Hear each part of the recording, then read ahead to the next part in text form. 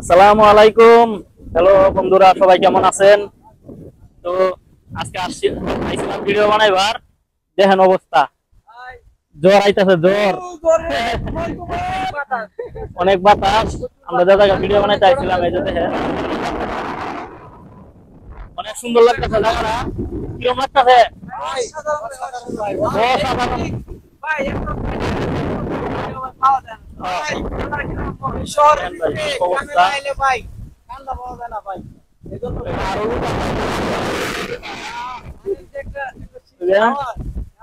ভাই ভাই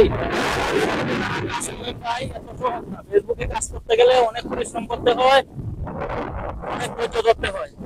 ধৈর্য ধরে যদি ফেসবুকে কাজ করতে পারেন তাহলে আপনি ফেসবুক থেকে সফল হইতে পারবেন। দেখছেন আজকে জ্বর আইতাছে, তাও কিন্তু আমরা এখনো বাসায় যাই নাই।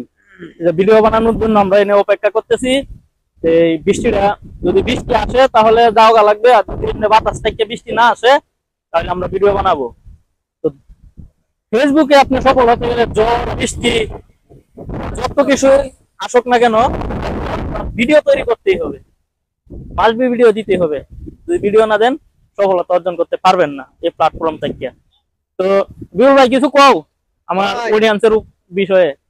ভাই যারা আপনারা কন্টেন্ট বানাইতে চান, আপনাদের একটাই কথা বলবো, আপনারা ঝড় তুফান এগুলাকে আপনারা সম্মুখীন হয়ে আপনারা ভিডিও বানাইবেন। সফলতার মুখ দেখতে চাইলে এই যে দেখেন মোবাইল কিনছি, এই ফেসবুকের টাকা দিয়া ভাই 30,000 টাকা দেখি ভাই, বাপের একটা টেয়াও নাই এই মোবাইল আমাদের, বুঝছেন?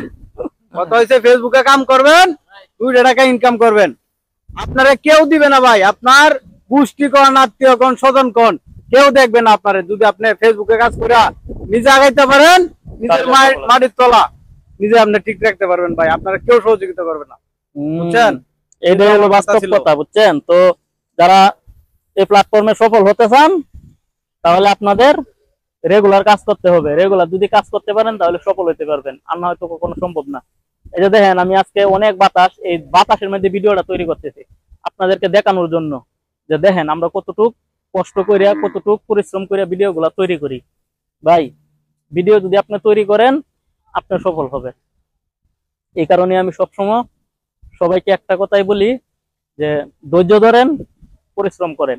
পরিশ্রম কখনো কারোর সাথে বেইমানি করে না, পরিশ্রম সবসময় সফলতা এনে দেয়। এই কথাটা সবাই মনে রাখবেন। এই কথাটা যদি মনে রাখতে পারেন তাহলে আপনি প্ল্যাটফর্মে টিকতে পারবেন, আর নয়তো পারবেন না ভাই। এই যে দেখেন সাফায়াত ভাই, এই সাফায়াত ভাই আজকে 1 বছর যাবত কষ্ট করতেছে। তো এই কষ্ট করেও কিন্তু উনি এই প্ল্যাটফর্মে এখন পর্যন্ত আছে, চলে যায় নাই। চলে যায় তো দেখেন ওর চাকরিটা পর্যন্ত নাই, গার্মেন্টে চাকরি করতো, গার্মেন্টে চাকরিটা পর্যন্ত নাই। গার্মেন্টে ছেলে মানুষ নিয়োগ দেয় না, আপনারা হয়তো জানেন। তো এই অবস্থা বর্তমানে খুব খারাপ পজিশনে যাইতেছে গার্মেন্টস সেক্টরটা। তো সবাই ভালো থাকবেন, সুস্থ থাকবেন, দোয়া করবেন, আর আমার কথাগুলা যদি মেনে কাজ করতে পারেন তাহলে প্ল্যাটফর্মে সফল হতে পারবেন। আসসালামু আলাইকুম।